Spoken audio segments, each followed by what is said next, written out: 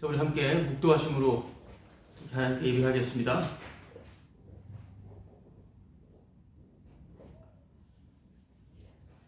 하나님이 우리를 사랑하시는 사랑을 우리가 알고 믿었노니. 아멘. 아무것도 할 수 없는, 어떤 능력도 없는, 오직 행하시고 능력이 있으신 분은 바로 주 예수 그리스도이심을 하나님 아버지 감사합니다. 항상 한계, 아니 아무것도 할 수 없는 저희들 가운데 사랑이 무엇인지, 은혜가 무엇인지를 날마다 일깨워 주시고 믿음의 내용이 어떤 것인지 계속해서 잃어버리고 사라지는 가운데 채워주시고 또 계속해서 주께서 일하시는 그 은혜 가운데 주님의 사랑으로 인도하시는 주님의 열심으로 인하여 감사합니다. 주님의 사랑이 무엇인지 날마다 십자가를 통하여 밝히 보여주시는 주님의 긍휼과 크신 자비로 인하여 감사합니다.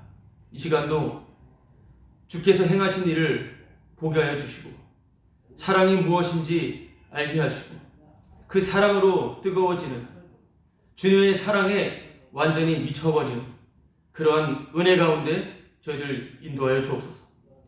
주님만이 홀로 모든 영광과 존귀와 찬송을 받으시옵소서. 주의 영광을 보기를 원하나이다.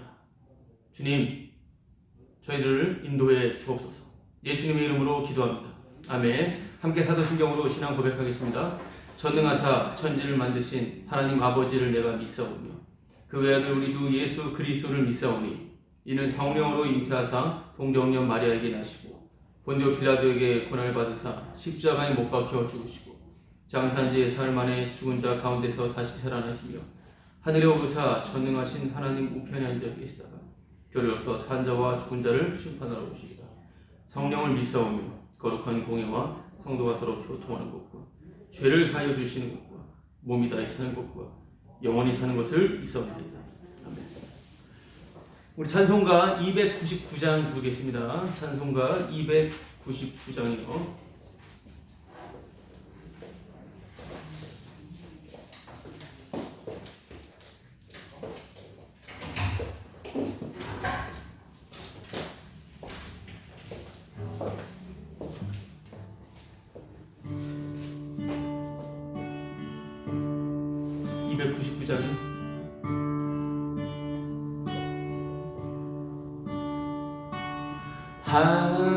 하나님 사랑은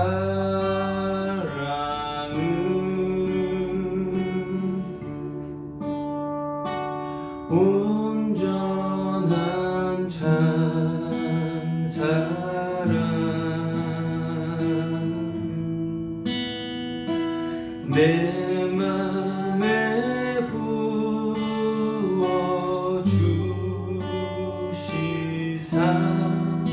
충만케 하소서.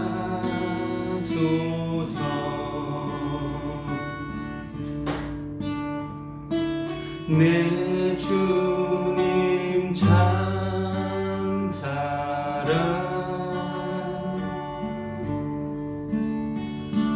햇빛과 같으니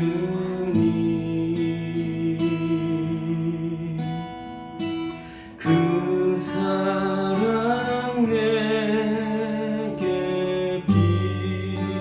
비추사 뜨겁게 하소서.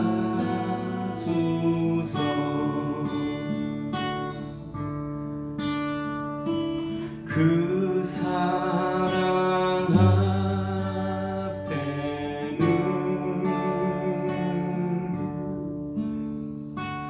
풍파도 그치며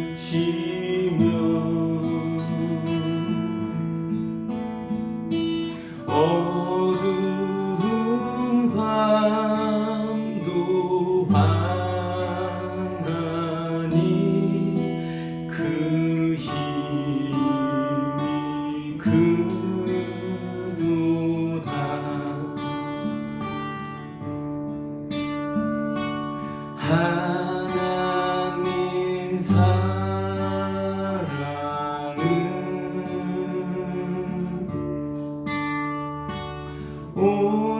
온전한 참 사랑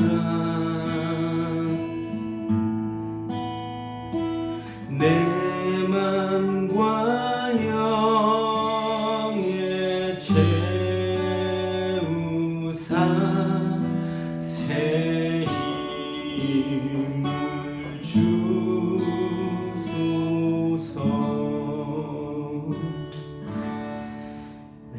자, 앞에 하나 더 295장 큰 죄에 빠진 나를 찬양하겠습니다. 295장이요.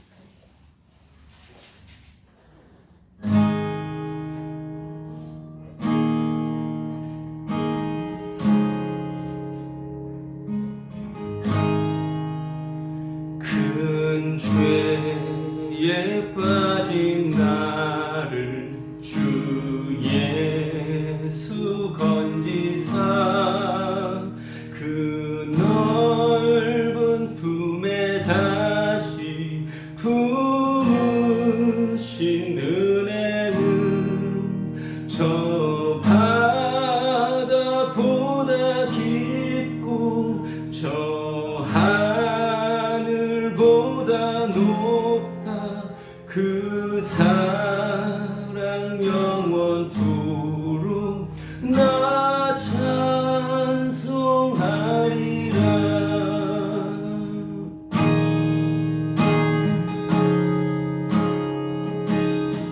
2절 옛날에 유대 땅에 주 예수 다닐 때 그 은혜 받으려고 큰 물이 모였네. 눈 먼저 병든 자를 다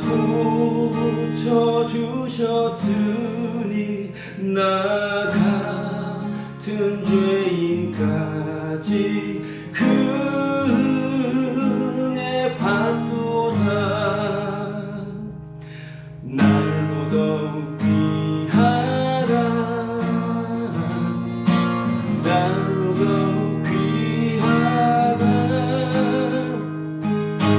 한이 없이 넓은 우리 주의 사랑 날로 더욱 귀하다. 주 크신 사랑으로 만 백성 위하여 그 십자가의 고난 다 받으셨으니 그 속죄 받은 성도 큰 소리 높여 온 천지 울리도록 주 찬송하리라. 날로 더욱 귀하다. 날로 더욱 귀하다. 한이 없이 넓은 우리 주의 사랑 날로 더욱 귀하다. 네.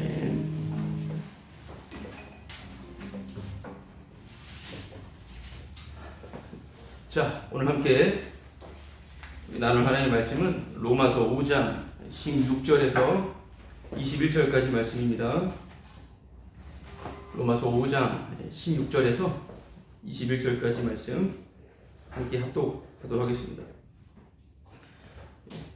시작. 또 이 선물은 범죄한 한 사람으로 말미암은 것과 같지 아니하니 심판은 한 사람으로 말미암아 정죄에 이르렀으나 은사는 많은 범죄로 말미암아 의롭다 하심의 이름입니다. 한 사람의 범죄로 말미암아 사망이 그 한 사람을 통하여 왕노릇하였은즉 더욱 은혜와 의의 선물을 넘치게 받는 자들은 한 분 예수 그리스도를 통하여 생명 안에서 왕노릇하리로다. 그런즉 한 범죄로 많은 사람이 정죄에 이른 것 같이 한 의로운 행위로 말미암아 많은 사람이 의롭다 하심을 받아 생명에 이르렀느니라. 한 사람이 순종하지 아니함으로 많은 사람이 죄인 된 것 같이 한 사람이 순종하심으로 많은 사람이 의인이 되리라. 율법이 들어온 것은 범죄를 더하게 하려 함이라. 그러나 죄가 더한 곳에 은혜가 더욱 넘쳤나니 이는 죄가 사망 안에서 왕노릇한 것 같이 은혜도 또한 의로 말미암아 왕노릇하여 우리 주 예수 그리스도로 말미암아 영생에 이르게 하려 함이라. 아멘.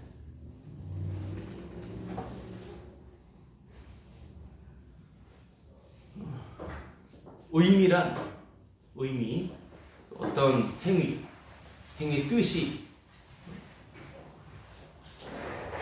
첨부가 되었을 때 어떠한 그런 행위, 그 현상의 뜻과 가치가 있다라고 하는 것을 가지고 의미라고 우리가 생각해 볼 수가 있습니다.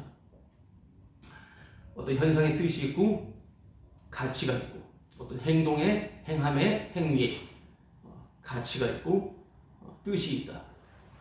그래서 인간의 모든 행동, 인간의 모든 생각, 모든 움직임은 의미가 없습니다. 왜냐하면 의미라고 하는 것을 갖다 붙이고 적용할 수 있는 분은 오직 예수님 뿐이기 때문에 그렇습니다. 예수님에게만 의미가 부여될 수 있다라고 하는 것이죠. 자, 그럼 여기서 예수님만 의미가 있다라고 하는 말을 한번 좀 생각을 해볼 때 이것은 인간 자연적인 그런 본성에 의한 종교의 그런 종교성에 의한 어떤 신 인식에 대한 것, 신을 인식하는 거예요. 자신을 스스로 신에 여기는 것은 당연한 것이고 인간이 신을 이해하고 그것을 받아들이는 그런 차원에서의 예수님이 의미 있다라고 하는 것은 해당되지 않습니다. 다시 말씀드리자면 예수님의 그 존재, 예수님이라고 하는 그 존재가 예수님이 계신다라고 하는 그런 차원에서 예수님은 의미가 있다라고 하는 것이 서로 성립이 안 된다라고 하는 것입니다. 그러니까 예수님을 존재로 보는 것은 아니다라고 하는 거예요. 그래요. 예수님을 존재로, 예수님을 바라봄을 통하여 예수님만 의미 있어 이렇게 누구나 그렇게 말할 수가 있다라고 하는 것이에요.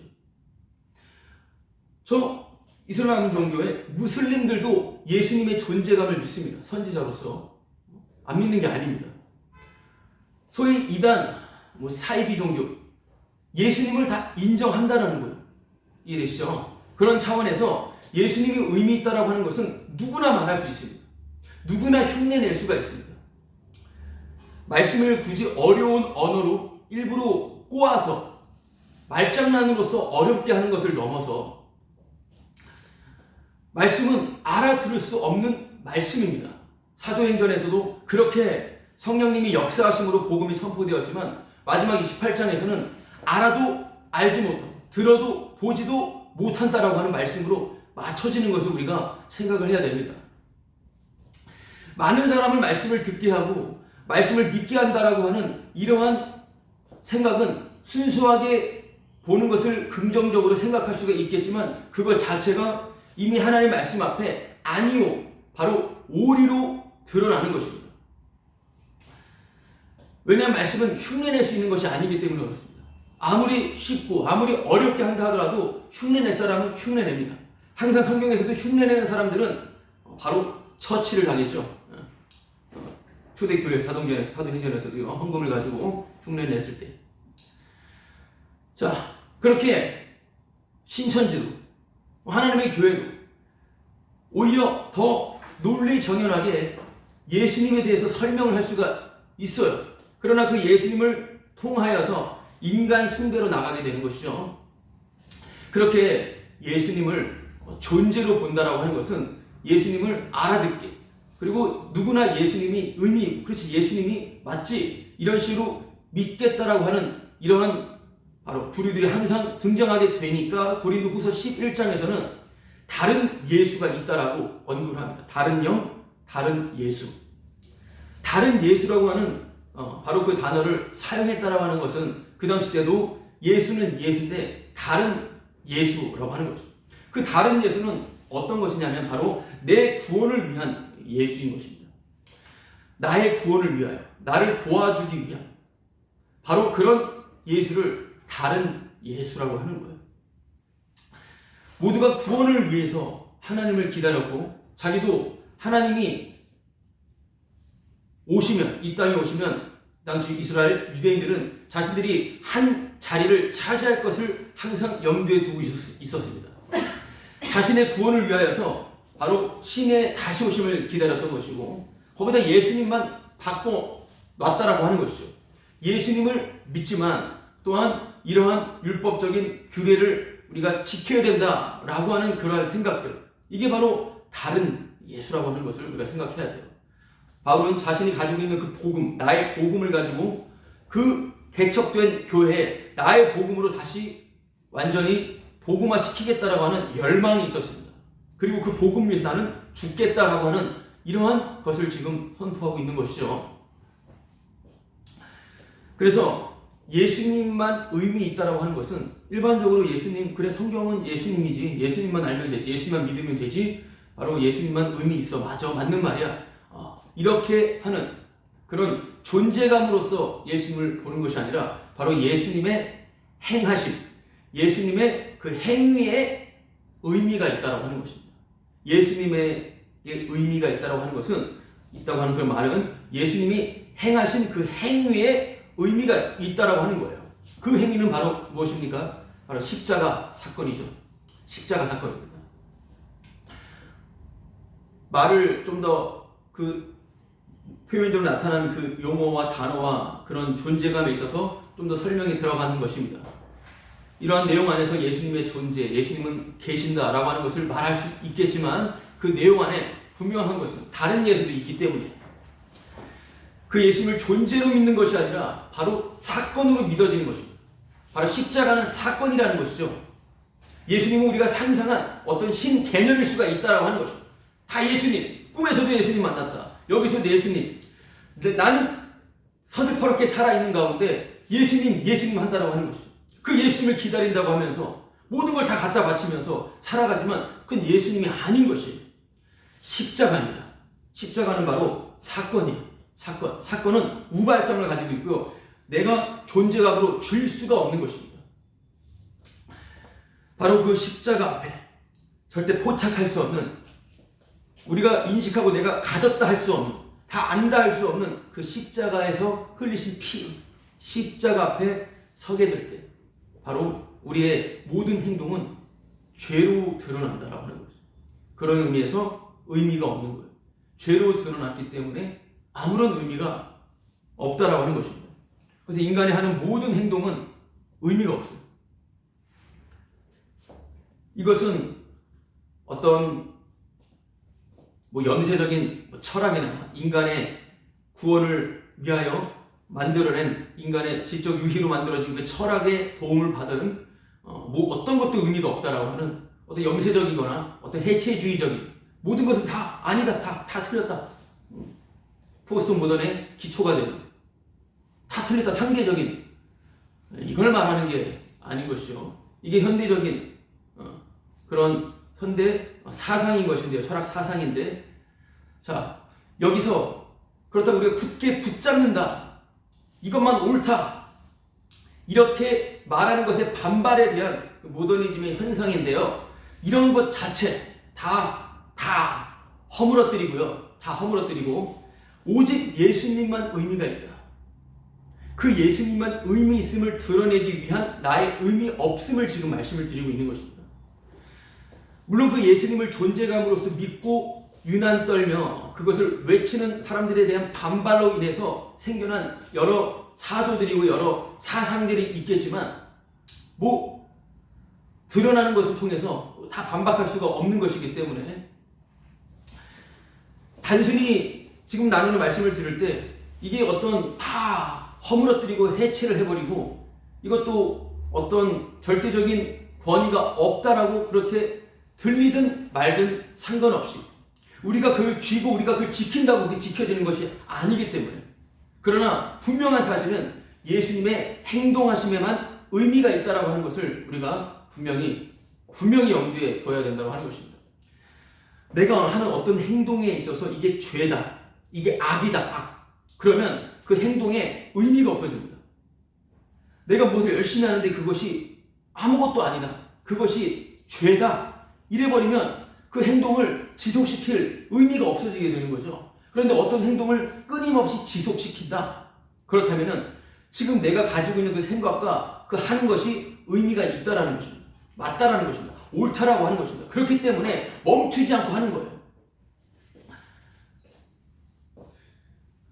이건 선한 거야, 이건 진짜 가치가 있어, 의미를 부여하고 행동한다면 누구도 말릴 수가 없습니다. 이것은 정말 참된 의미를 가지고 있어, 이것을 부여하고 행동을 한다면 그 누구도 말릴 수가 없다는 것이에요. 종교적으로 그것이 분명히 드러나고요, 도드라지게 나타나고, 종교성을 가지고 어떤 종교를 가질 때 이것이 맞다, 이것의 의미가 부여되면 때려 죽여도 그 종교를 절대로 포기할 수가 없습니다. 반드시 수호합니다. 그 종교를 위해서 목숨까지도 버리는 것이 사람이기 때문에, 물론 종교뿐만 아니라 우리의 모든 일상사 가운데서도 당연히 나타납니다. 살아가면서 관계 가운데 내가 옳다면 끝까지 밀어붙이는 것입니다. 내가 옳은데 네가 뭔데, 이렇게 나오는 것이죠. 사람은 내가 의미를 부여하고 옳다 하면은 끊임없이 그것으로 돌진해 나가게 되어 있어요. 어떤 상황이 닥치게 돼서 그것이 바뀌게 되면 바뀌지만 또 바뀐 그대로 옳다 하면 반드시 그것을 실행하게 되어 있다라고 하는 것이에요. 자, 여러 가지 생각을 해볼 수 있겠지만 참되고 바른 교회를 세우자, 이것이 소위 기독교 안에서는 당연히 이것이 핵심이고 중심이 될 것입니다. 수많은 사람들이 신학교를 나왔을 때 소위 목사가 될 사람들, 물론 열심히 있는 성경을 사랑하는 그러한 교인들도 마찬가지예요. 참되고 가장 성경적인 바른 교회를 세우자라고 하는 이러한 꿈, 비전은 누구나 가지고 있을 것입니다. 지금 이 시대의 그 상황을 살펴보면, 자, 누가 뭐라 해도 대면 예배를 드리자, 누가 뭐라 해도 만나서 예배를 드리자, 이게 정말 참되고 바른 교회의 그런 상이다. 그렇죠? 그럴 수 있지 않습니까? 그렇게 되지 않습니까? 아니, 상황에 맞게끔, 또한 교회사에 맞게끔, 또한 하나님 주시는 융통성에 맞게끔 비대면으로 드리자. 지금 그렇게 계속 싸우고 있지 않습니까? 서로 지금 그것에 대해서 참된 교회, 바른 교회 상을 가지고 있는 것입니다. 이게 틀렸다고 말하지 않아요. 그렇죠? 대면 예배에 대한 분명한 의미를 가지고 있다. 그 의미를 가지고 있다면 대면 예배의 필연성을 계속해서 부각시키는 말을 들으면 어떻게 돼요? 은혜를 받게 됩니다. 그렇지, 은혜를 받게 돼요. 자, 그럼 반대로 비대면 예배에 대한 의미를 가지고 있다면 그것에 대한 발언을 할 때마다 여기에 대해서 은혜를 받아요. 그렇지, 이게 교회지.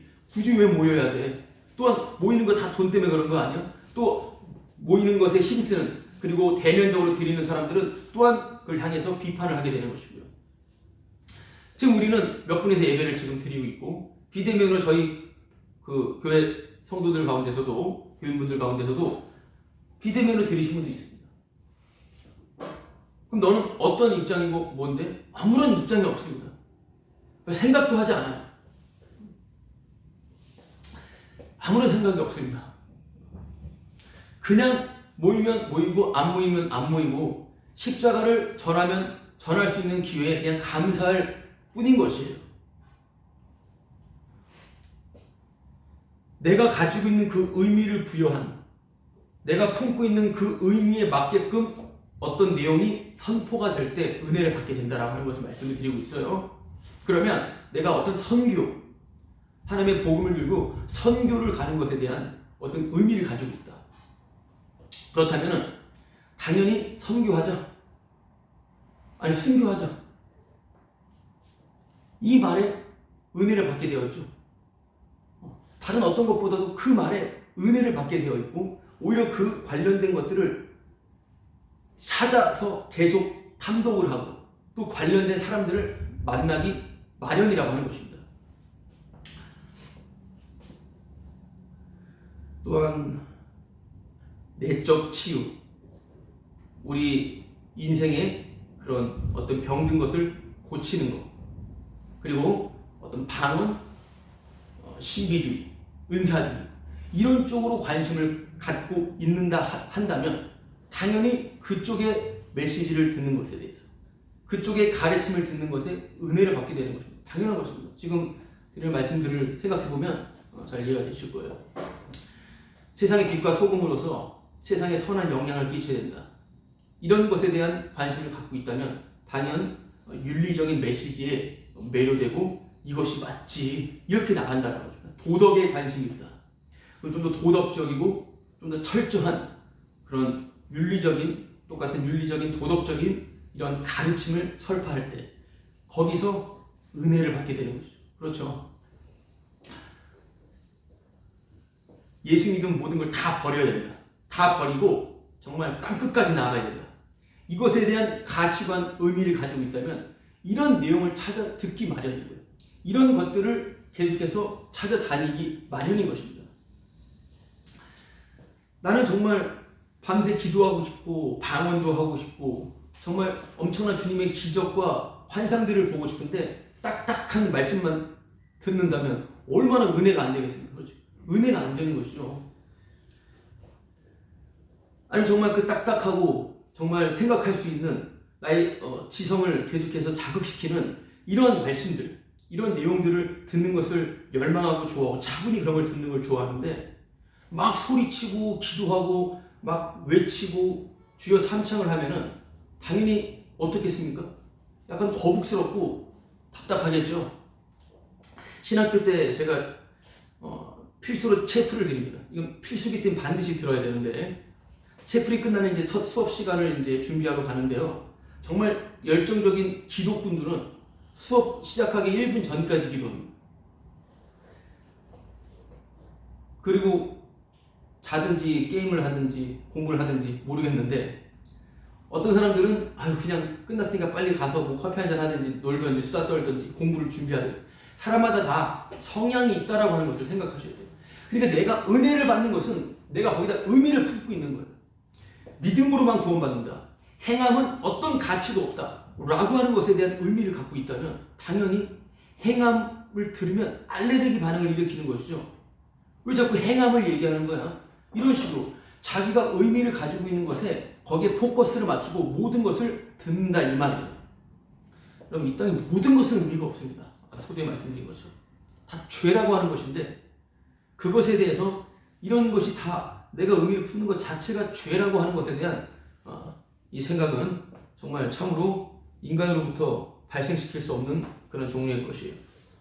사람마다 각자 은혜를 받는 노선, 코스가 있다는 거예요. 그리고 그 노선에 그 코스에 서 있게 되었을 때 그거에 합당한 행위를 내가 실행에 옮겼을 때 분명한 확신을 얻게 됩니다. 그래서 점점 그 집단이 형성되는 것이고요. 바로 그 특이성을 계속해서 유지시키려고 함께 힘을 합치게 된다고 하는 것입니다. 내 참된 신앙의 분명한 근거는 바로 그거에 합당한 행함이다 라고 하는 것입니다. 내가 어떤 행함을 하는 것에 나의 진정한 참다운 신앙의 근거가 있다라고 하는 것입니다. 거기에 핵심은 의미예요. 그래서 모두는 의미 찾기를 하고 있습니다. 모든 사람은 다 의미 찾기를 하고 있습니다. 그 의미를 부여해주고 확신을 심어주는 곳이 모든 곳곳에 다 배치가 되어 있는 것이고요. 그래서 아까 화두를 던졌던 참된 교회, 바른 교회를 세우자. 이 슬로건은 모두가 다 환호하고 열망하는 것이죠. 저 또한 그렇죠. 참되고 바른 교회를 세우는 것에 대해서 분명한 인식을 가지고 있었고 개척이 된 이 교회 안에서 정말 이것을 실행하고 싶었던 것이죠. 개인적으로 많은 책들과 공부를 하는 가운데에서 개혁주의 신학이 가장 탁월한 신학이다. 어떤 것보다도 가장 탁월하고 성경적이다 하여서 이 개혁주의 신학의 노선으로 가려고 애를 썼습니다. 하이델베르크 요리 문답이나 웨스트민스터 소유리 문답이나 수많은 개혁주의자 그런 사람들을 거론하면서 이것이 올바르니까, 이것이 맞으니까 그런 때도 있었고, 또한 스스로 책을 보며 깨달아진 것 가운데서는 이 교회, 진짜 바른 교회는 복음과 공동체라는 두 기둥이 교회의 핵심이다라고 하는 것을 확신을 하는 가운데, 복음과 공동체, 이게 교회의 두 기둥이다. 그럼 그 복음 안에는 기도까지 포함되어 있고요. 그래서 그 복음과 기도에 정말 온 힘을 내었었고, 함께 그 공동체에 대한 의식도 분명히 가지고 있었습니다. 가족 같은이 아닌 바로 가족이다. 그래서 당시 거했던 그 집을 소위 오픈을 해서 함께 거기서 만날 때마다 식사하고 편하게 어떤 거리낌 없이 그렇게 지냈었던 것이죠.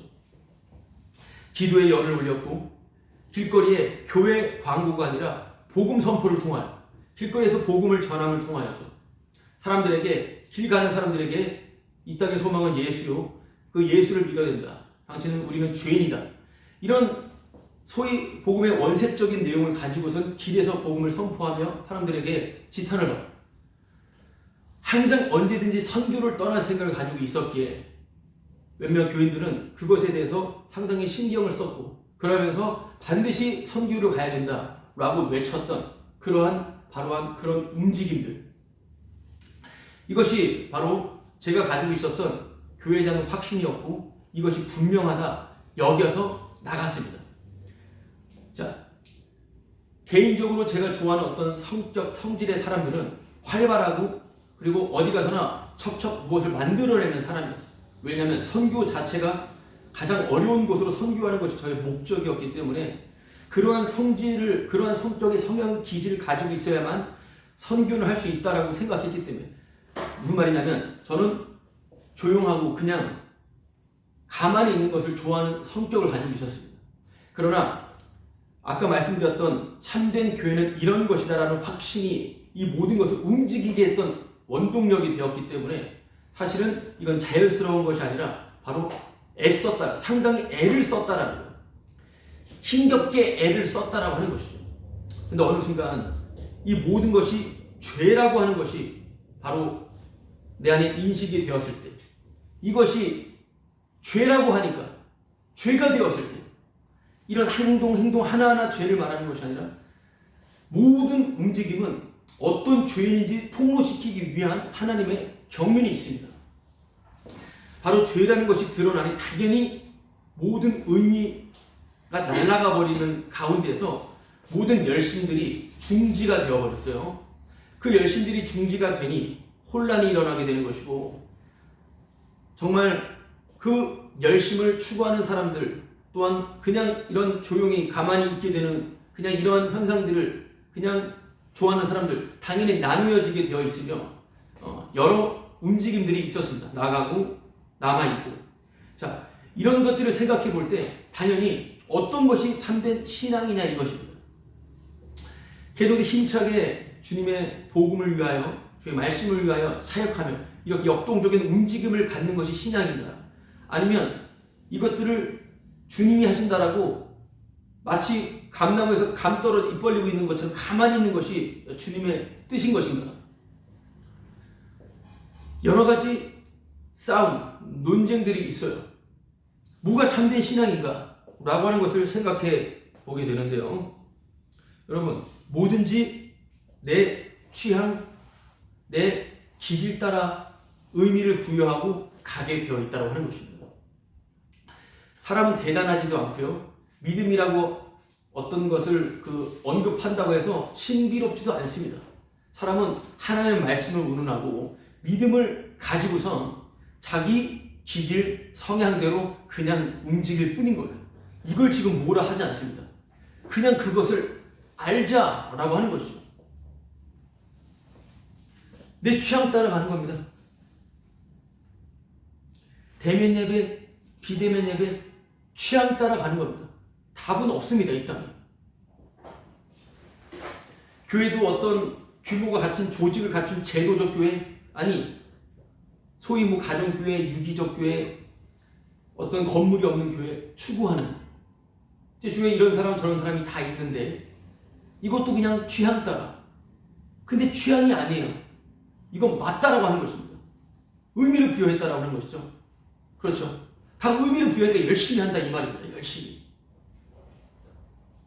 저도 또한 의미가 또한 부여되니까 이렇게 저렇게 움직이죠.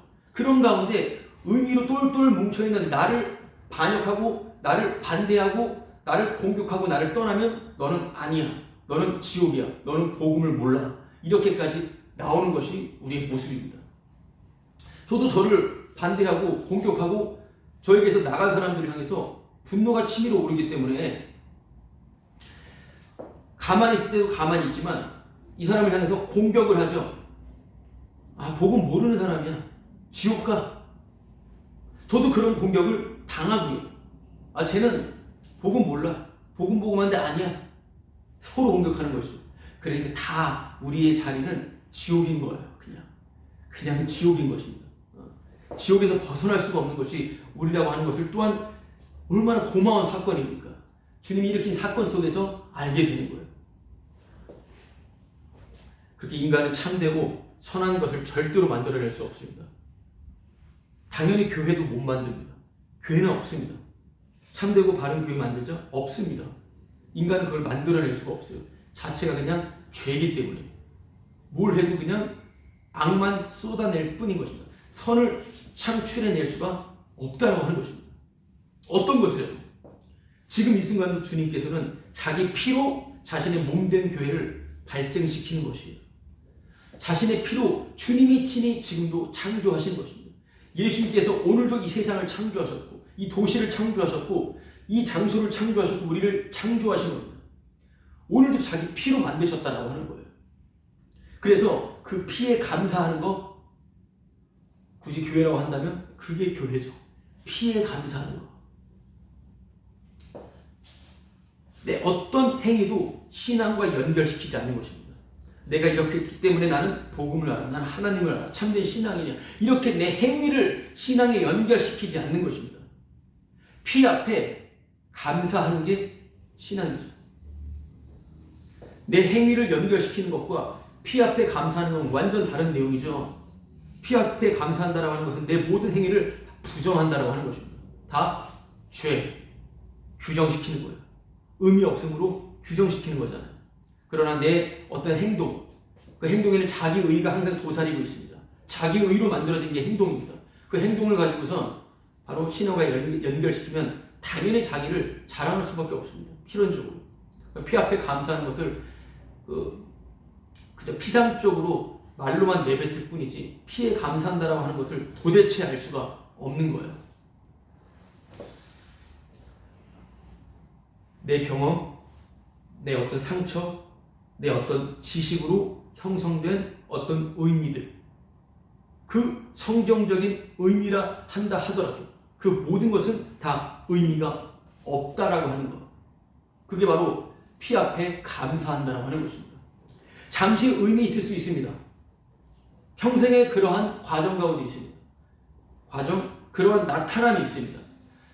잠시 어떤 의미가 있을지언정 그 의미는 속히 다시 아무 의미 없으므로 토해내게 되어 있다라고 하는 것이 바로 피 앞에 다루어지는, 피로 다루어지는, 피 뿌림으로 다루어지는 바로 성도의 모습임을 우리가 오늘 또한 말씀 앞에서 확인을 해야 되는 거예요. 그래서 지난주에 말씀했던 것처럼 선물이란 바로 죄를 아는 것. 이게 바로 선물인 것입니다. 죄를 알려주시는 게 선물이에요. 왜 선물이냐면 스스로는 죄를 알 수가 없습니다.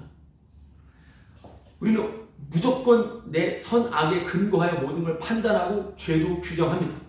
내가 볼 때 이거는 악이야 라고 하면 그게 악인 거예요. 벗어날 수가 없습니다. 그래서 죄도 성경에서 말하는 그 죄도 스스로 알 수가 없는 거예요.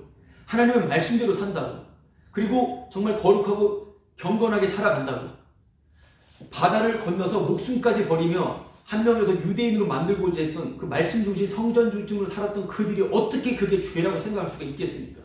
세상 사람들이 볼 때는 그들은 죄인이 아니죠. 안 범하려고 몸부림을 치는 사람들이었습니다. 그렇게 인간은 죄를 스스로 알 수가 없습니다. 지난주에 제 큰애가 어떤 영상을 보면서 웃고 있었어요. 막 희죽희죽 웃고 있는 거예요. 근데 그걸 보면서 저는 뭘 웃냐? 주님으로 기뻐해야지. 뭘 그걸로 기뻐하고 있어? 주님으로 기뻐해야지. 이렇게 말했습니다. 이게 말에 잠깐 웃음이 잠깐 그치더라고요.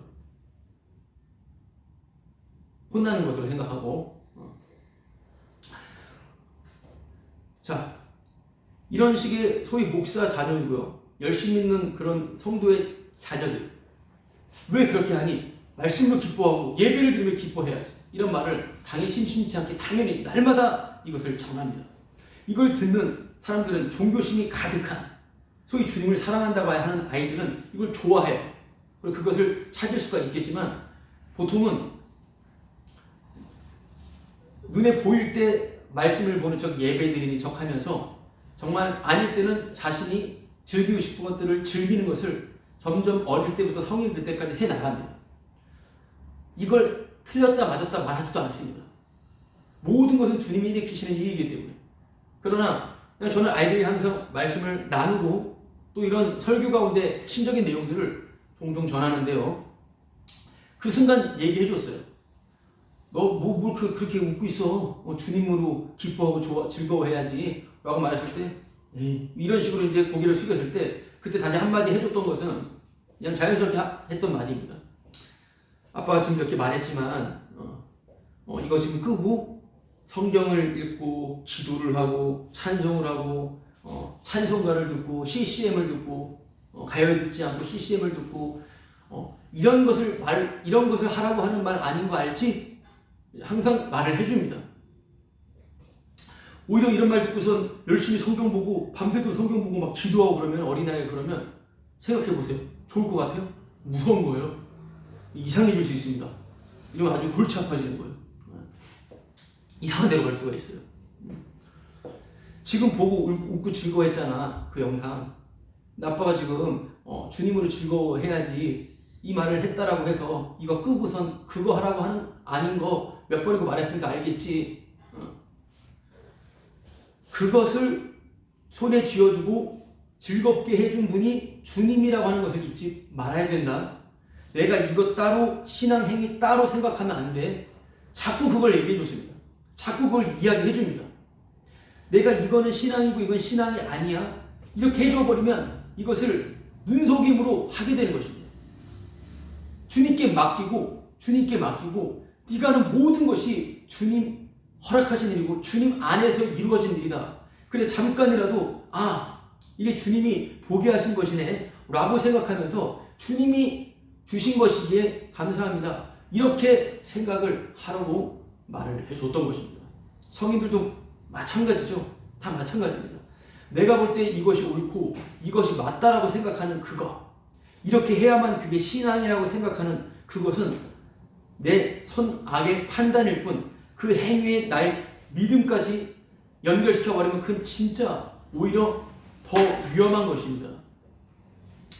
깊이 있는 주님의 은혜 가운데서 모든 것이 주님께서 주신 것이고 감사함으로 할 때 그것은 곧 바로 그것이 내가 어떻게 죄가 되는지를 주님께서는 더 깊이 알려주시겠죠. 그러나 이건 저건 내가 딱 잘라서 나누어 버리는 것은 아니다라고 하는 것입니다. 모든 것이 주님이 준 것이기에 주님을 생각하고 기뻐하고 감사하는 것, 이것이 정말 중요한 것이죠. 모든 것이 용서 아래에 있는 것입니다. 그럼 내가 대놓고 죄 짓고 이렇게 하는 것도 용서 아래에 있겠네? 이렇게 반역하는 자들도 생기겠죠. 모릅니다. 마지막까지 어떻게 될지는. 그러나 그 모든 내가 내 예상대로 했는데 하나님 뜻대로 된다면서 난 내 마음대로 내가 이것도 할 수 있고 저것도 할 수 있는데 이런 것들이 죄가 되는 것으로 주께서는 알려주셔요. 내가 예상대로 했지만 이게 미처 죄였다라고 하는 것은 예상할 수 없습니다. 모든 인간이. 뭐가 죄인지를 알지 못하기 때문이에요. 주님이 사랑으로 알려준 것만 죄가 되기 때문에 내가 죄라고 말할 수 있는 것은 아무것도 없습니다. 그렇기 때문에 주님의 그 용서 아래에 있다라고 하는 것은 놀라운 일인 것이에요. 그렇기 때문에 선물은 그렇게 주어지는 것이고 그 선물의 내용은 죄를 알려주는 것이다. 이것을 다른 표현으로 볼 때는 사랑 안에 갇혀진 계시, 사랑 안에 갇혀진 계시, 다른 말로 의에 갇힌 계시, 율법에 갇힌 계시, 의에 갇힌 계시, 선물이라고 하는 것이 주어지는 것이기 때문에 계시라고 볼 때 바로 의에 갇혔다. 사랑에 갇혔다. 율법 아래 갇혔다. 의 안에 갇혀있다. 라고 그렇게 우리가 생각을 해볼 수가 있습니다. 우리가 16절부터 마지막 절까지 읽었는데 15절부터 비슷한 문법 구조로 시작이 돼요. 15절부터 오늘 읽은 16절부터 시작하는 이 내용. 잠깐 15절 말씀 읽어보겠습니다. 그러나 이 은사는 그 범죄와 같지 아니하니 곧 한 사람의 범죄를 인하여 많은 사람이 죽었은즉 더욱 하나님의 은혜와 또한 한 사람 예수 그리스도의 은혜로 말미암은 선물은 많은 사람에게 넘쳤느니라. 무슨 말씀입니까? 15절에 이 선물은 범죄와 같지 않대요. 범죄랑 같이 계속해서 대조를 하는 것처럼 보입니다. 그러나 단순히 비교 대조가 아니라 지난주에 말씀드렸던 것처럼 은혜의 탁월함, 그 선물의 탁월함을 나타내기 위해서 이거와 대등한 대조가 아니라 은사의 탁월함을 나타내기 위한 이것을 사용하는 바로 이런 구조로서 말하는 것이라고 말씀드렸어요. 단순히 이런 죄이기 때문에 이 죄에서 벗어나서 이 은혜 쪽으로 나가자 이게 아니라 이 은혜의 탁월함을 말하기 위해서 이 범죄를 도구로 사용한다라고 하는 거예요. 은혜의 탁월함을 보여주려는 도구로서 아담이다. 은혜의 탁월함을 보여주는 도구로서 죄다, 심판이다. 이것을 지금 말씀하고 있는 거예요. 계속 16절부터 동일하게 나오고 있습니다. 16절 말씀 보세요. 16절. 또 이 선물은 범죄한 한 사람으로 말미암은 것과 같지 아니니 비슷하게 15절과 똑같습니다. 심판은 한 사람으로 말미암아 정죄에 이르렀으나 아담의 범죄를 얘기하는 것이죠. 은사는 많은 범죄로 말미암아 의롭다 하심에 이릅니다. 비교하는 게 아니라 이걸 가지고선 은혜의 탁월함을 지금 설명하고 있는 것입니다. 오히려 그 범죄로 말미암아 그 범죄 때문에 그 은사는 그 선물은 그 은혜는 더 탁월하게 돋보인다라고 하는 것입니다. 선물을 선물답게 하기 위하여 은혜를 은혜답게 하기 위하여 죄와 바로 범죄 심판이 사용된다는 것입니다. 계속 말씀을 나누도록 하겠습니다. 선물이 선물다움은 바로 그 죄다움으로 심판다움으로 증거가 된다라고 하는 것이죠. 계속해서 은혜의 그 파격적인 성격, 그게 은혜의 파격성입니다. 17절 말씀도 보면요, 한 사람의 범죄로 말미암아 사망이 그 한 사람을 통하여 왕노릇하였은즉, 사망이 왕노릇하고 있어요. 더욱 은혜와 의의 선물을 넘치게 받는 자들은 한 분 예수 그리스도를 통하여 생명 안에서 왕노릇하리로다. 이것도 마찬가지입니다.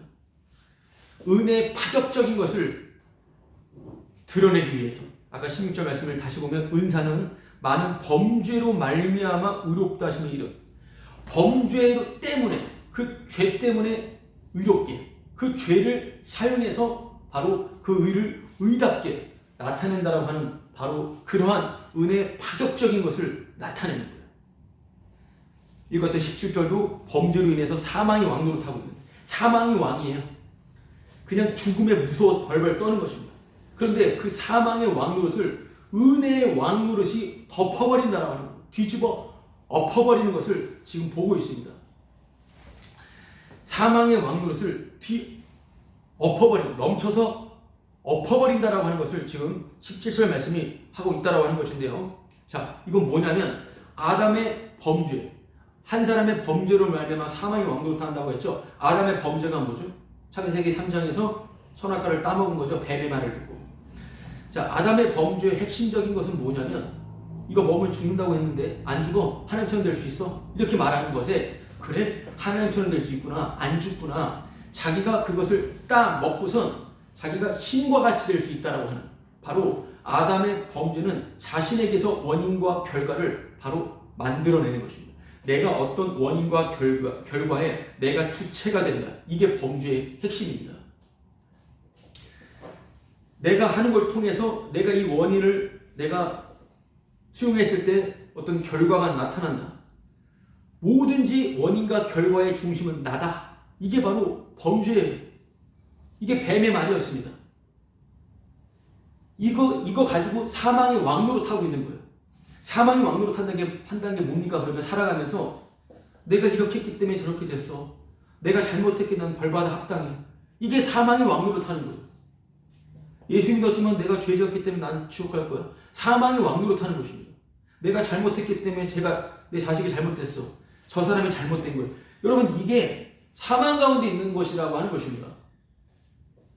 그런데 은혜의 왕노릇은 뭐냐면 주님의 원인과 결과가 그 사람의 원인과 결과를 뒤엎어버린 거예요. 주님의 원인과 결과 속에서 일어나는 일이라고 하는 것을 보는 게 은혜가 왕노릇 한다라고 하는 것입니다. 너무나 파격적인 것이죠. 나를 고쳐서 하는 게 아니라 주님이 덮어버린 가운데 내가 무슨 죄인지를 보게 하시는 것이죠. 여러 가지 접근들이 있습니다. 내 상태가 어떤 것인지, 이것이 정말 죄고 정말 위험한 상태라고 하는 것을 아는 사람이 은혜를 알게 돼요. 그런데 은혜가 있기 때문에 그걸 아는 겁니다. 이거는 분리할 수가 없어요. 지금 드리는 말씀은 설명에 불과합니다. 그래서 알 사람만 아시는 것이고 확인하시는 거예요.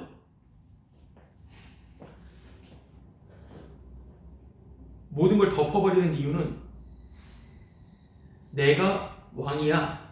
내가 왕이기 때문에 그렇습니다. 주님이 왕이기 때문에 그래요. 내가 주인이라고 하는 것이 원인과 결과를 내가 주인이기 때문에 그렇게 항상 측정을 하는 것인데, 주님이 왕이기 때문에 주님의 원인과 결과 속으로 합류되어 들어가 버렸기 때문에 항상 거기서는 정말 주님이 왕이심을, 우리는 주님이 정말 주님이심을 우리는 재차 날마다 확인하는 것입니다.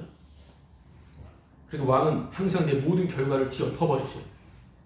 바로 모든 것을 죄로 만드셔서 죄 사함의 가치만 알게 해주십니다. 여러분, 이게 왕이 하시는 일이야. 이게 주님이 하시는 일을 보셔야 되는 것입니다. 모든 것들을 죄로 바꿔버려서, 죄로 만들어버리셔서 죄 사함의 가치를 드러내시는 겁니다. 그래서 우리에게 가장 소중한 것은, 우리의 가장 큰 복은 내가 죄 용서 받았다라고 하는 거예요. 이게 우리의 왕이 하시는 일이에요. 이게 죄였구나. 죄 용서 가운데 알려주시는 거예요. 가장 큰 선물은, 가장 귀한 것은 죄 용서예요. 주님, 나 이 문제 해결해 주세요. 이때 주님의 응답은 뭐예요? 죄 사함 받았다. 앞뒤가 안 맞는 것이지만 성도에게는 엄청난 은혜입니다. 주님, 이 문제가 있는데 이 문제 해결해 주세요. 죄 사함을 받았다. 이렇게 말씀해 주시는 것입니다. 지금 이런 관계 문제 있는데 이거 해결해 주세요. 죄 사함 받았어. 이 건물 이 문제가 있는데, 내 아픈 이 문제가 있는데 해결해 주세요. 밤새 기도할 때 응답은 뭐예요? 네가 죄 사함 받았는데 복음서 보시면 나와요. 병든 사람, 안증뱅이들, 손 마른 자, 병든 자들 고쳐주고서 하시는 말은 내가 죄 사함 받았다. 네가 이거예요. 죄 사함 받았다라고 하는 것만큼 놀라운 게 없고, 왕은 그 가치를 성도에게 알려주기 위하여, 자기 사람들에게 알려주기 위하여 모든 일을 진행한다라고 하는 것을 성도는 눈에 보이는 이 허상 같은 현실에서 알아가는 것입니다. 진짜 현실은 무엇인지. 왕이시기 때문에. 죄는 아까 말씀드린 대로 내가 예상할 수 있는 게 아니에요. 죄는 용서받았을 때만 정말 저주가 뭐고 죄가 뭔지를 알아요. 우리가 알고 있는 저주와 그 죄는 양심이에요. 그냥 지옥 가기 싫어서 나오는 현상입니다. 그러나 주님이 용서가 덮였을 때 나오는 진짜 이게 저주구나, 진짜 지옥이구나 라고 하는 것은 주님의 사랑 안에서만 나는 것입니다. 그렇기 때문에 그 죄와 저주를 더욱 선포하는 거예요. 율법의 저주를 더 선포하는 겁니다. 이해되십니까? 바로 왜냐하면 그 용서 안에서 진짜 저주가 뭔지를 아는 거기 때문에 그래요. 그런데 죄와 저주를 내가 아는 이성적으로 알고 나서 주님이 용서를 받았다? 사실은 죄 용서 뭔지 몰라요. 뭐가 기쁜지 모릅니다. 그래서 사망이 왕노릇한다라고 하는 것은 자기가 주체가 되는 거예요. 자기가 원인과 결과로 자신이 주인공 되어 살아가는 게 사망이 왕노릇하는 겁니다. 한마디로 죄인 되는 게 두려운 게 사망이 왕노릇하는 거예요. 나 죄 지으면 안 되는데 이게 사망이 왕노릇하는 거예요. 나 죄인 되면 안 되는데 이게 사망이 왕노릇하는 거예요. 그러나 의와 정말 은혜가 넘치는, 은혜가 왕노릇하는 건 뭐예요? 죄인이야 나. 죄인으로 사는 겁니다. 그냥. 이게 은혜가 넘치는 왕으로 타며 살아가는 거예요. 나 죄인이야. 죄인 맞아. 그렇게 죄인답게 꾸밀 것 없는 거죠. 꾸밀 것이 없는 거예요. 정말 은혜입니다. 지금 이 복음의 자유가 흉내낼 게 없는 겁니다. 근데 이 사망의 왕로로 타는 것은 그냥 흉내를 냅니다. 난 이만큼 됐는데 이제 이러면 안 되는데 죄인 아닌데 이런 식으로. 아니 끝까지 어떤 죄인인지 보고 가야죠. 예수님의 은혜를 본다면. 그러니까 그 은혜를 같이 피만 같이 본다라고 하는 사람들이 너무 적죠. 그러니까 바로 은혜가 왕로로 탄다라고 하는 것은 꾸밀 것도 없고 흉내낼 것도 없이 그냥 죄인답게 감사함으로 사는 거예요. 그냥 어떤 일이 있어도 들켜도 괜찮아요. 숨기는 게 아니에요. 죄인이야 나. 피해 감사하는 성도는 서로끼리 이해해주고 감사했으면 위로가 되겠죠. 물론 아닌 자들은 핍박하겠죠. 네가 그러고도 교인이야? 네가 그러고도 하나님 믿는 사람이야? 여러분 파격적 은혜에 걸맞는 파격적 삶을 살아야 돼요. 파격적인 삶을 살아야 돼요. 죄인답게 사는 겁니다. 나 쓰레기야. 맞아 나 죄인이야.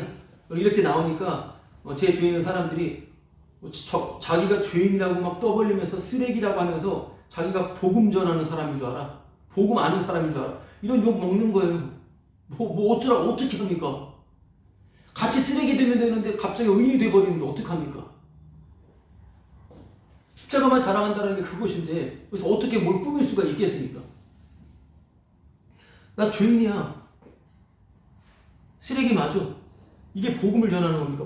복음을 어떻게 전해 우리가요? 복음을 전하는 게 아니에요. 복음은 주님이 전하시기 때문에 나 허접하구나. 나 가짜구나. 나 죄인이구나. 감사해서 그냥 외치고 다니는 건데. 그렇죠? 복음은 주님이 전하시는 것입니다. 이상한 복음을 알고 있으니 다른 복음을 알고 있으니 그런 자기를 변호하려고 하는 쓸모없는 그런 천국과 지옥 백성이 항상 그렇게 갈라지는 것입니다. 항상 그렇게 갈라지는 거예요. 여러분 살려고 살지 않아요. 죄인답게 사는 겁니다. 이게 바로 파격적 은혜에 걸맞는 파격적 삶이 바로 은혜 왕노릇하는 바로 삶 가운데 있는 거예요. 18절 말씀. 그런즉 한 범죄로 많은 사람이 정죄에 이른 것 같이 한 의로운 행위로 말미암아 많은 사람이 의롭다 하심을 받아 생명에 이르렀느니라. 여기서 보면 17절에도 나오는 게 뭐냐? 의의 선물을 넘치게 받는 자들 생명 안에서 왕으로 탄다. 의와 생명. 자, 의와 생명이라는 단어를 생각해 보십시오. 18절 말씀도 하반절에 보면 많은 사람이 의롭다 하심을 받아 생명에 이르렀느니라. 자, 의롭다 하심을 받는 게 생명에 이르는 거죠. 자, 그럼 의와 생명이 조합이 되어 있습니다. 바로 생명의 의예요. 의의 생명입니다. 그렇죠. 의와 생명은 뗄래야 뗄 수가 없는 것입니다. 그렇기 때문에 생명이 있다.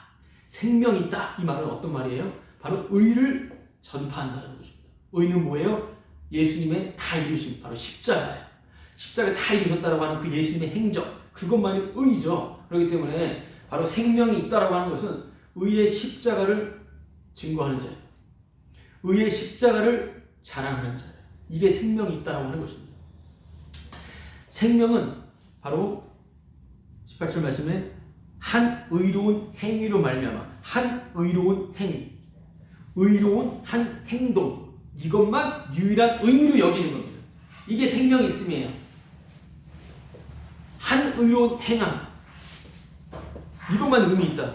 예수님의 행동이죠. 그래서 어디를 찔러도 나는 죄인이오, 어디를 찔러서 나는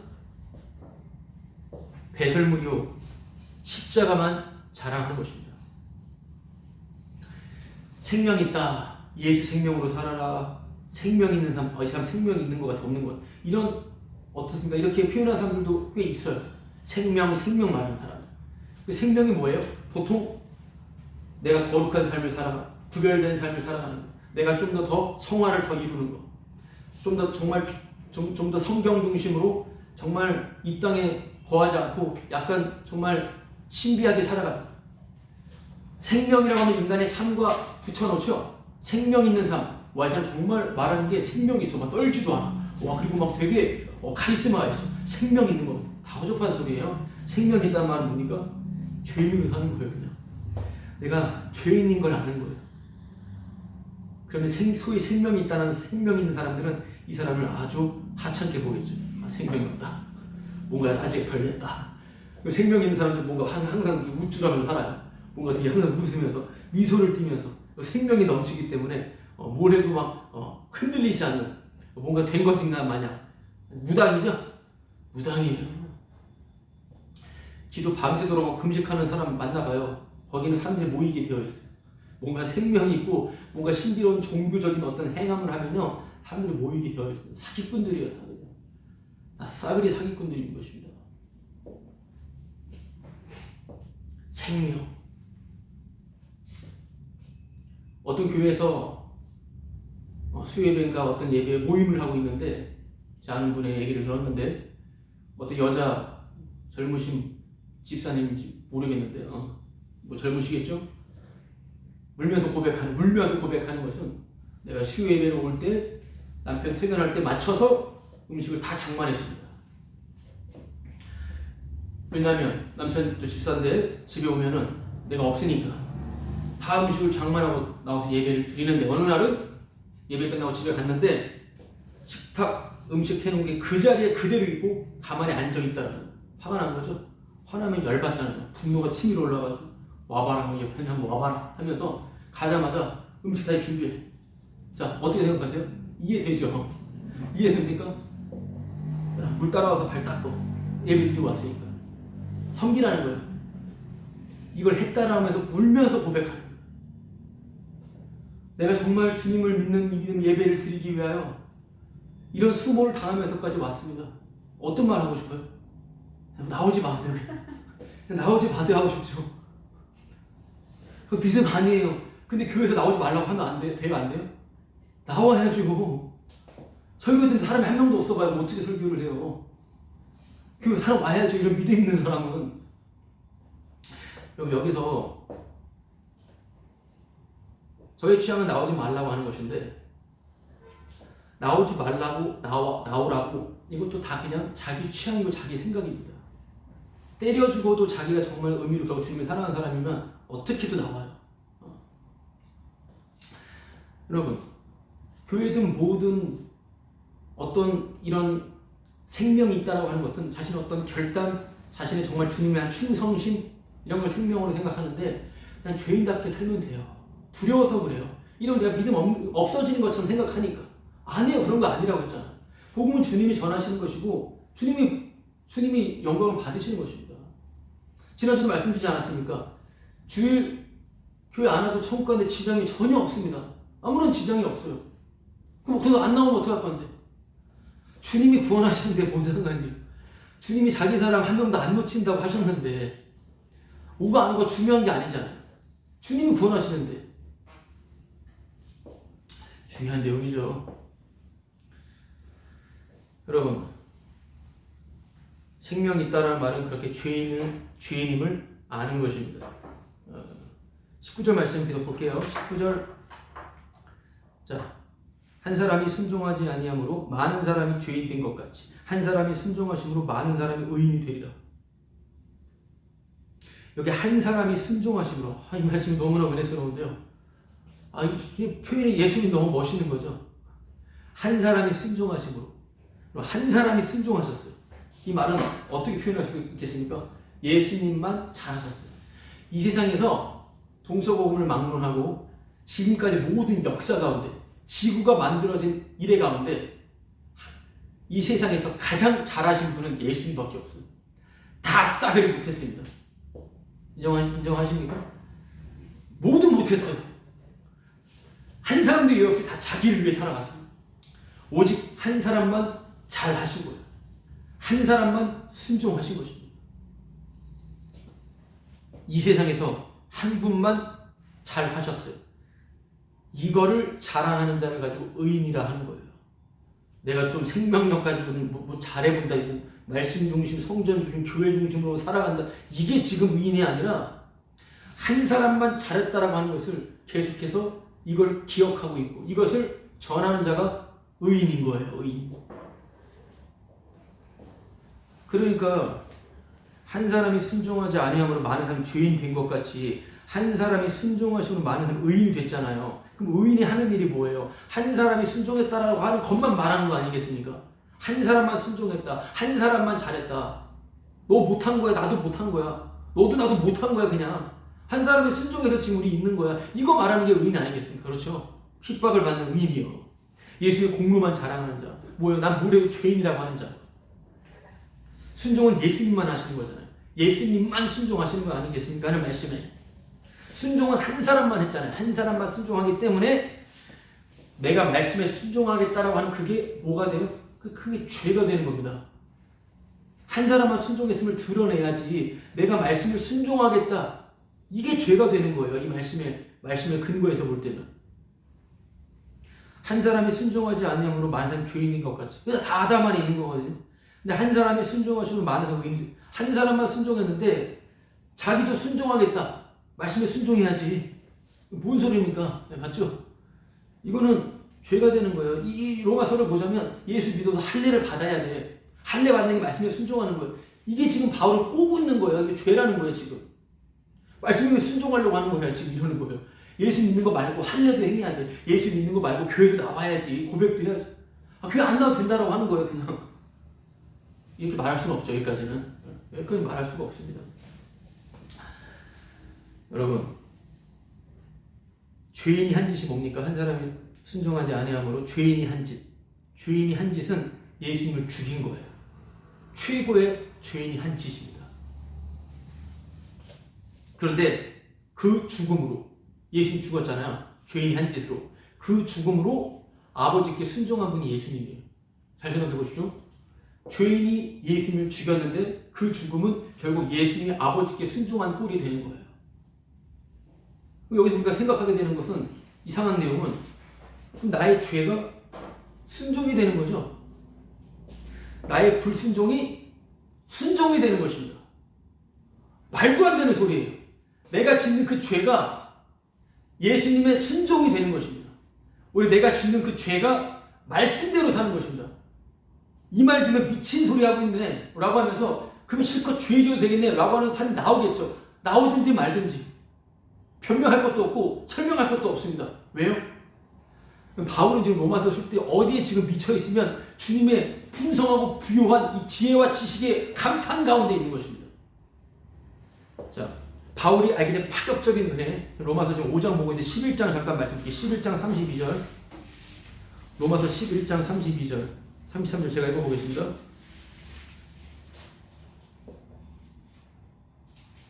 하나님의 모든 사람을 순종하지 아니하는 가운데 가두어 두심은 모든 사람에게 긍휼을 베풀려 하심이로다. 깊도다. 이 말 자체가 긍휼을 베풀려고 죄 가운데 가둬놨대요. 바울이 여기까지 지금 들어가는 거예요, 말이. 근데 이 내용이 무슨 이상한 내용이잖아요. 그러니까 바울이 뭐라고 말해요? 깊도다 이러는 거예요. 깊도다 하나님의 지혜와 지식이 풍성하며 그의 판단은 헤아리지 못할 것이며 그의 길은 찾지 못할 것이며. 이거 어떻게 인간이 알 수 있냐 이 말인 것입니다. 인간의 선악으로는 그래도 선을 행해야 되는데 그게 아니라는 거예요. 우리 불순종으로 주님은 순종을 이루었고 주님 우리를 구원해내셨다고 하는 거예요. 이 복음을 알았기 때문에 바울은 누구도 구원 못할 자가 없다는 거예요. 바울은 단순히 지금 유대인 그리스도인들을 너희도 지옥 가 이런 차원이 아니라 주님이 구원했어 이미. 그러지 마 우리 죄인이야. 이거 말하고 있는 것입니다. 이런 바울의 심정은 나를 핍박하는 사람도 그들도 예수님을 구원한다. 이런 마음을 가지고 있는 것입니다. 내가 볼 때 저 사람 죄 짓고 지금 아닌 것 같은데 그래도 내가 볼 땐 그렇지만 주님은 쟤도 구원해낸다. 주님은 복음으로 다 구원해낸다. 이거예요. 그 복음을 전하는 거예요. 나를 핍박하고 욕해도 얘기했죠. 정말 주님의 복음은요 구원 못할 자가 없는 거예요. 나 같은 자도 구원해내는데요. 주님을 위해서.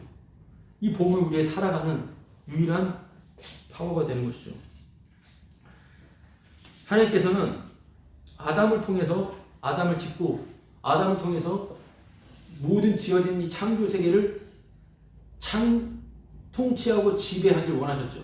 그게 창세기 1장 26절 말씀이에요. 아담으로 모든 것을 땅과 모든 것들을 다스리라 이런 명령이시죠. 창세기 1장에. 그러니까 하나님은 아담을 지어놓고 그 아담이 모든 것을 지배하고 모든 걸 다스리기를 바라셨어요. 근데 아담이 그 순종했습니까? 못했습니까?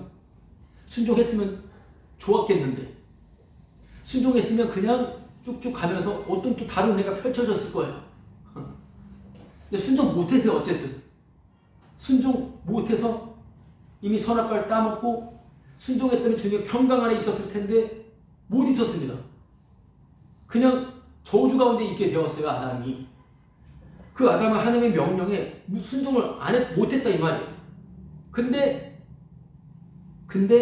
언약은 성취가 됐다라는 거예요. 아담의 불순종에 언약은 성취가 돼버린 것이고요. 바로 이것이 복음의 선포예요. 뭐냐면 바로 왕이신 예수님께서 지금도 창조하신 이 세상을 바로 다스리신다라고 하는 것입니다. 예수님이 다스리신다라고 하는 거예요. 진짜 둘째 아담이었던 그 예수님이 다스리는 거예요. 예수님께서 창세기 1장에 모든 걸 만드신 분이 예수님입니다. 예수님이 오늘도 모든 걸 만드셨고 오늘도 복음은 자기 피로 자기 백성을 만들어내시고 다스리신다라고 하는 것입니다. 하나님의 언약은 성취가 되는 거예요. 그리고 마지막 20절 21절 말씀을 보겠습니다. 율법이 들어온 것은 범죄를 더하게 하려 함이라. 그러나 죄가 더한 곳에 은혜가 더욱 넘쳤나니 이는 죄가 사망 안에서 왕노릇한 것 같이 은혜도 또한 의로 말미암아 왕노릇하여 우리 주 예수 그리스도로 말미암아 영생에 이르게 하려 합니다. 율법이 들어온 것은 범죄를 더 억제시키기 위함이 아니라 어떤 법이 어떻게 범죄를 억제시키지 않습니다. 법이 주어진 목적 자체가 범죄를 잠깐 좀 더 줄이려고 하는 거 아니에요. 그런데 하나님의 법, 이 신적인 법은 오히려 죄를 더 가중시키고 더 상승시킨다라는 이상한 말이 있어요. 이 말 자체가 유대인들에게는 충격적 발언이라는 거예요. 바울은 아예 예수님처럼 대놓고 예수님도 모든 말에 있어서 시비를 거는 쪼였기 때문에 죽임을 당했잖아요. 바울도 그렇다라고 하는 것입니다. 물론 은혜 안에 주님의 다스림 가운데 있는 사람들은 또한 주님의 은혜 가운데 또 인도를 받겠지만 바울도 물론 스데반 집사가 설교했을 때 분노가 치밀어 올랐다라고 하는 것이죠. 법이 주어지면 죄가 억제되기 마련인데 오히려 죄가 상승돼요. 그 상승된 죄는 율법을 힘입어서 율법을 주신 분을 죽입니다. 이런 꼴이 나오게 되는 거예요. 힘을 입는 게 하나님의 말씀이었고 그 하나님을 죽이는 거예요. 그러나 자신이 절대 하나님을 죽였다는 사실은 알 수가 없습니다. 지금도 너희들이 예수 믿는다고 하는데 그건 다른 예수야. 또 하나님 죽이고 있는 거야. 이렇게 말하고 있는 것입니다. 왜냐하면 본인은 하나님을 믿고 있기 때문에 그래요. 내가 하나님 죽였다고? 아닌데? 본인이 하나님 믿고 있기 때문에 좀 착해, 괜히 착하고 막 교회 다니고 이런 사람들 보면은 걔네 하나님 앞에서 막 이러고 하는데요. 사실은 자기를 신격화시키는 거예요. 내가 아는 하나님으로 자기를 신격화시키는 거예요. 내가 아는 복음으로 자기를 신격화시키는 것입니다. 내가 지금 알고 있는 그걸로 지금 난도질하고 있다라고 하는 것을 본인이 절대 인정할 수가 없습니다. 내가 바로 아는 그 복음으로 자신을 신격화시키는 것. 이게 바로 사망 안에서 죄가 왕노릇하고 있는 거예요. 내가 바로 신이라고 하는 거예요. 내가 이제 복음을 안다 이거예요. 너무나 많이 있습니다. 수룩합니다. 이게 죄가 왕노릇하고 이게 내 인생 내가 책임지는 거예요. 내가 내 인생 책임져요. 자기에게만 의미를 둡니다. 그리고 항상 부족함을 느껴요. 항상 부족함을 느끼는 이유는 지가 왕이기 때문에 그래요. 자기가 왕이기 때문에. 왕이 얼마나 불안하겠습니까? 왕이. 지도자가 얼마나 불안하겠습니까? 그러나 의로 넘치는 은혜의 왕노릇, 의로 넘치는 은혜의 왕노릇 가운데 있는 자들은 바로 내가 믿고 있는 하나님이 복음이 가짜다라고 하는 것을 날마다 폭로당하는 거예요. 즐겁게. 내가 알고 있던 것도 아니었구나. 내가 인식할 수 없는 내용이에요. 너무나 깊고 부유하기 때문에 그 복음을 알게 되는 거예요. 주님이 계시하시는. 내가 지금 알고 있는 그 교회관, 교회는 이래야 된다. 이게 또 허물어지는 것입니다. 왕은 나를 위한 왕이 아니죠. 자신을 위한 자신이에요. 자기의 의를 위해서 자기의 일을 하십니다. 왕을 위한 왕이에요. 그렇죠. 내가 믿는 그 하나님, 복음, 내가 가지고 있는 어떤 생각, 사상, 이게 다 아니구나, 가짜구나. 이게 바로 은혜가 왕노릇하고 있는 것입니다.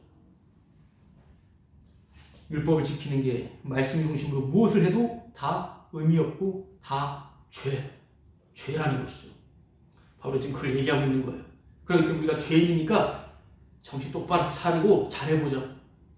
이게 보통 사람들이 생각하는 거잖아요. 죄니까 똑바로 하자 이 말 하는 게 아니잖아요. 지금 그 말 하는 게 아니라 지금 넘치는 의에 넘치는 그 선물인 은혜를 함께 바라보자 이 말 하는 거예요. 지금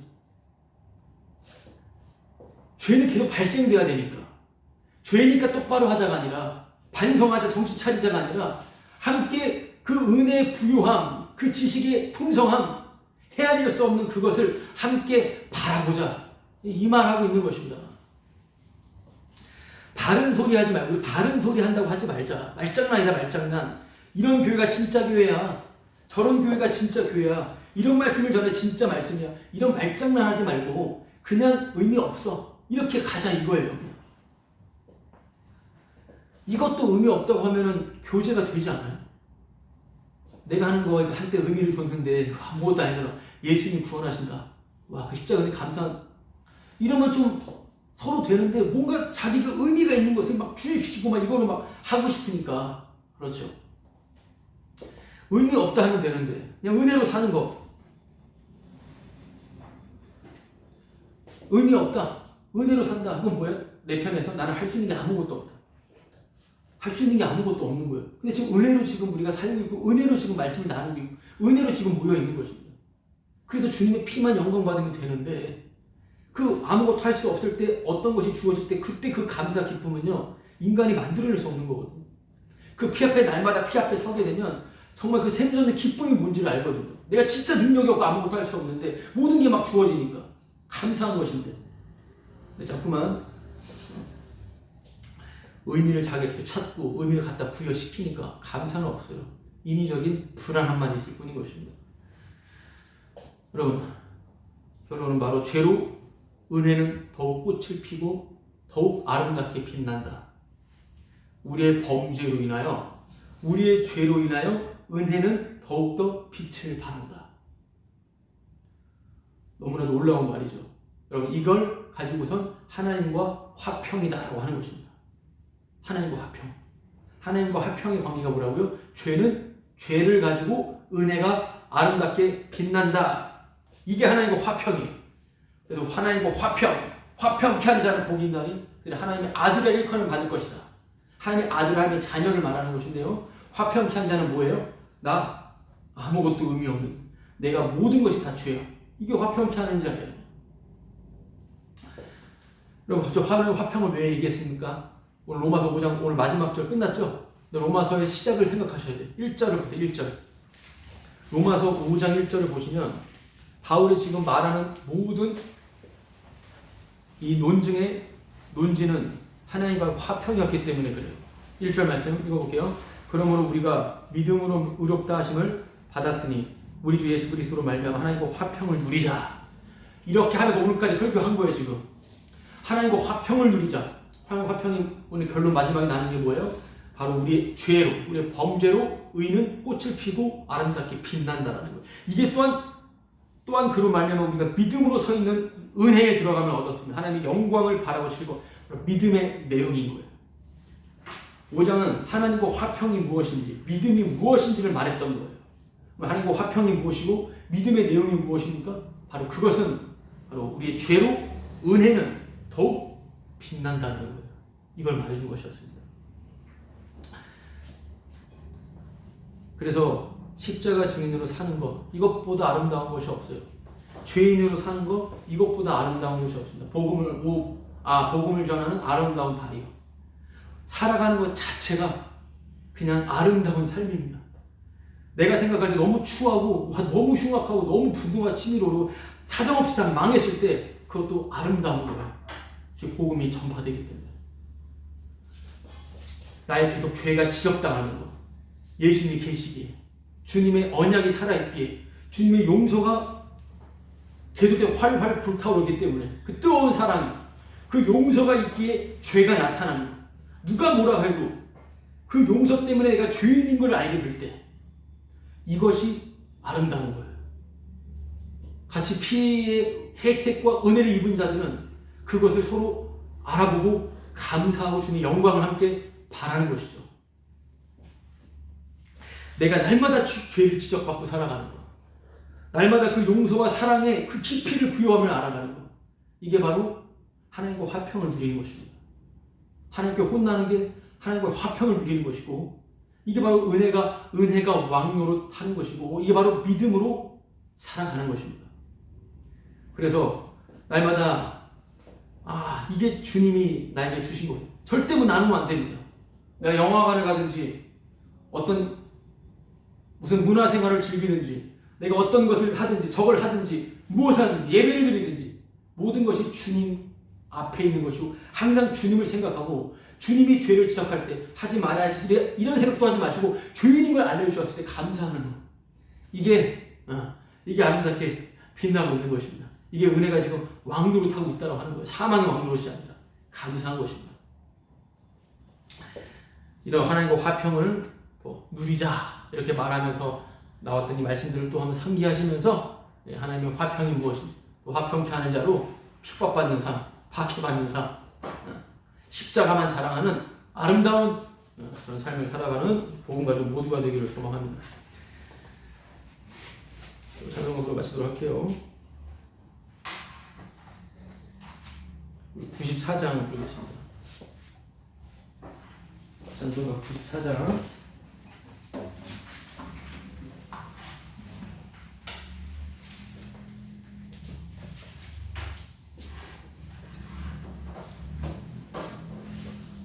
찬송가 94장.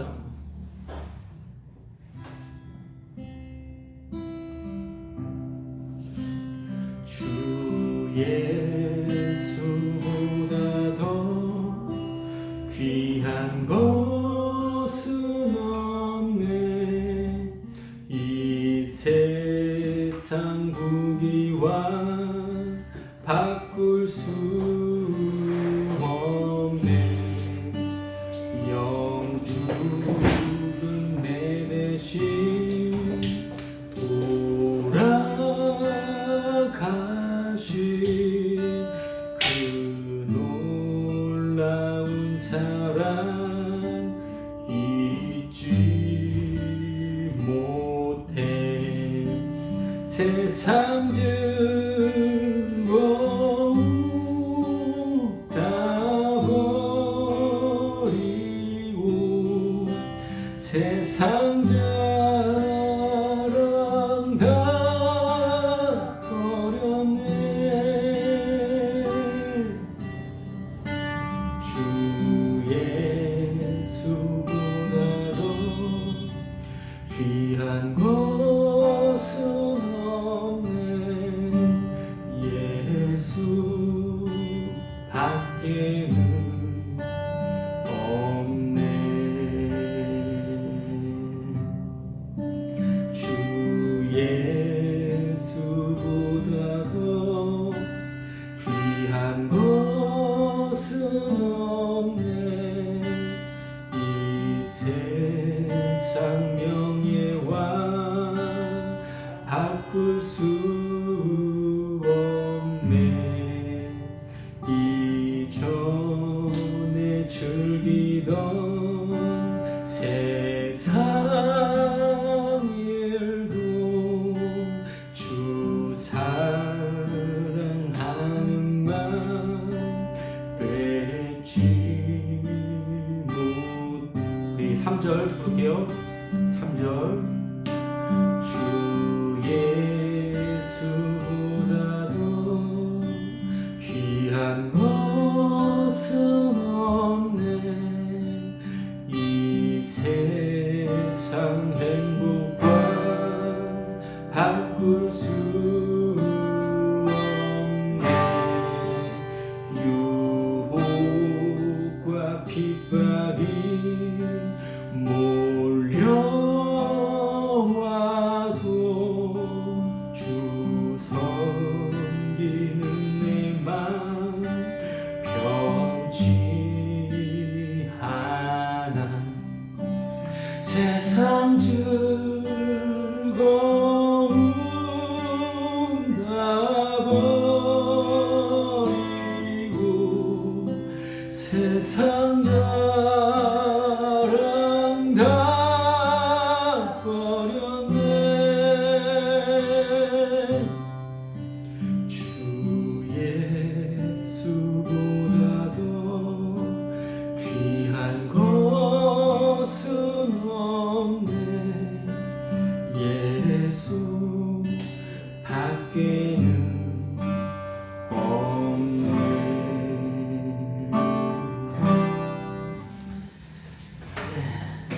예수님밖에 없습니다. 예수님. 할렐루야. 자, 우리 함께 기도하고 축도로 마치도록 하겠습니다. 하나님 아버지, 예수 그리스도의 아버지 하나님 감사합니다.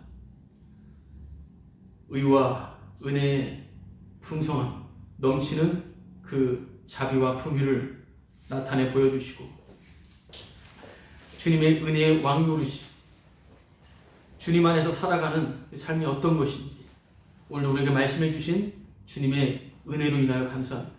주님, 죄가 무엇인지, 의와 심판이 무엇인지 날마다 우리를 책망하시고 주의 성령님, 날마다 주 예수 그리스도를 바라보며 경배케 하시는 그 은혜로 인하여 감사합니다.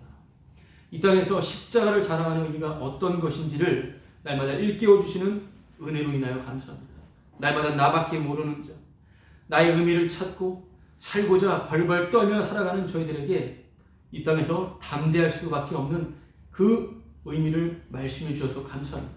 죽어도 괜찮은, 정말 어떻게 돼도 괜찮은 십자가의 도가 무엇인지, 살든지 죽든지 아무런 상관이 없는 그 좁은 길이 어떤 것인지 오늘도 우리에게 또한 다시 한번 말씀해 주신 주님의 사랑으로 인하여 감사합니다. 이제는 우리 주 예수 그리스도의 은혜와 하나님의 사랑과 성령님의 교통케 하심이 이 자리에 있는 은혜의 왕노릇 가운데 우리의 왕이신 예수님만 따라가며 하나님의 선물인 예수님만 사랑하는 성도들의 머리 위에 이제로부터 영원히 함께 있을지어다.